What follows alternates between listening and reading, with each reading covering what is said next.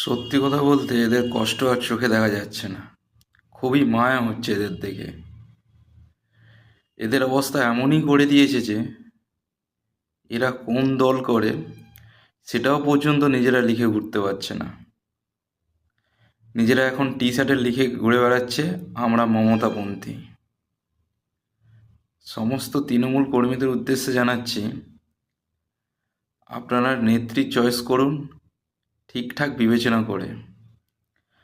শুধু কলতলার মহিলাদের মতো চেল্লালে নেত্রী হওয়া যায় না। যেই মেয়েটিকে নিয়ে আপনারা এত লাফালাফি করছেন বা বাঘিনী বানিয়ে দিয়েছেন, উনি আজ পর্যন্ত সমাজের জন্য কি কাজটি করেছেন বা আপনাদের মতো কর্মীদের জন্য কি কাজটি করেছেন?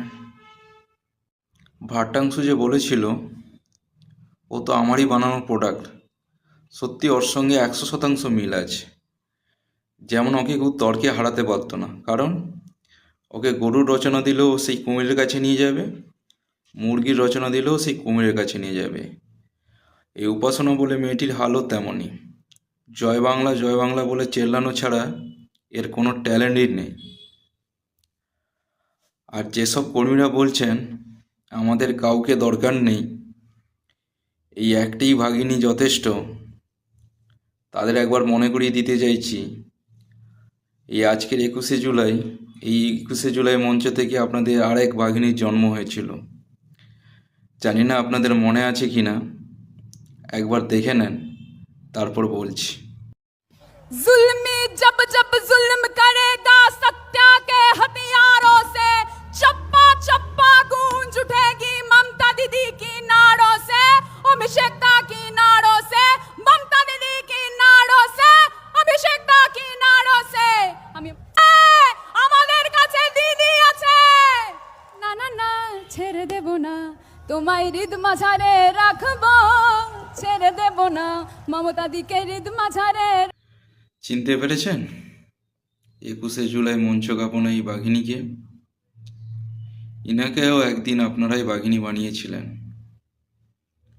ইনিও একটা টিকিটের আশায় নিজেকে হাইলাইট করার জন্য যাদবপুর আন্দোলনে নিজেই নিজের ড্রেসটা ছিঁড়েছিলেন। কিন্তু শেষমেশ কি হলো?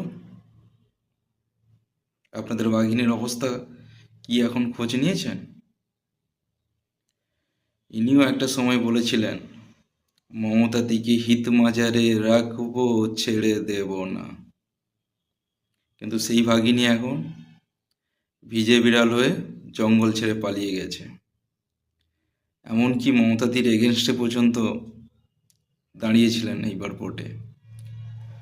তাই আপনাদের বলছি, আবেগ দিয়ে নেতা নেত্রী বানানো যায় না। নেতা নেত্রী তাদেরকেই বানান যারা আপনাদের স্বার্থে আসবে।